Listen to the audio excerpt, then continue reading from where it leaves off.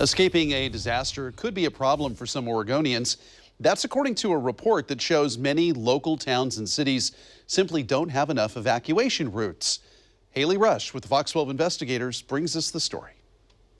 Take a look at this map here. It shows the more than 20 Oregon communities that have limited evacuation routes, according to a study, and many of them are right here where we live. In 2018, one of the deadliest and most destructive wildfires in recent history, the Camp Fire claimed the lives of more than 80 people in California. The disaster showed the challenges small towns with limited evacuation routes can face. What we decided to do is to look at this relationship between population and the number of exits, as well as the load on the top exit, which ends up sort of being the road that gets the most overloaded in an emergency situation. We spoke with Martin Marinsky at Streetlight Data. The company looked at 30,000 different communities across the nation with populations of less than 40,000 people. According to their analysis, around 800 cities and towns don't have enough evacuation routes, including more than 20 here in Oregon. And what ends up happening is everyone gets on at the same time and causes traffic, and then,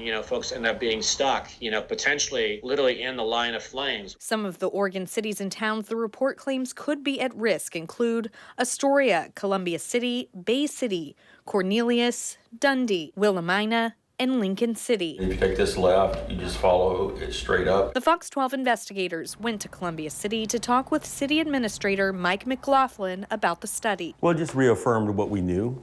With our community, we are somewhat landlocked. We have the Columbia River to our east, limited access to roads, county roads to our west, and Highway 30 being our major arterial. McLaughlin says with Columbia City's geography, adding more exit routes is nearly impossible. That's what makes it incumbent upon us to really have good partnerships and relationships, specifically within the emergency management community. And we're really fortunate here in Columbia County that we do have those good, robust relationships and partnerships and communication lines that help keep each other informed. This is the main route through town, Highway 8 to Forest Grove. Cornelius' city manager, Rob Drake, has a different take on the study. We do have outlets up here, we have one here, and there's a major route here. Telling us he thinks they do have enough exit routes to handle their population. We have been a sleepy farm community for decades, and we're wedged in the north and south with protected rural reserve farmland. So you can't just add roads in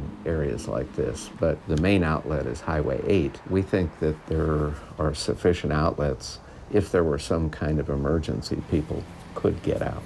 Drake also says people in the town are aware of the different routes and they have emergency plans in place. I don't think there need to be a sense of panic, and anytime there would be a disaster, it's going to be a nervous time, but there's a lot of coordination, especially in this county, and I can speak with some authority to that. We also reached out to the city manager in Astoria. He also told us locals know the back roads, but if the natural disaster is, say, the Cascadia earthquake, he says he's more worried about roads being able to withstand it even, adding that looking at improving the exits they do have is what's most important right now. So we hope that this becomes a prioritization tool, whether it's about bolstering roadways or creating communication mechanisms that let people know where to go and perhaps not take that top roadway, but instead take another one.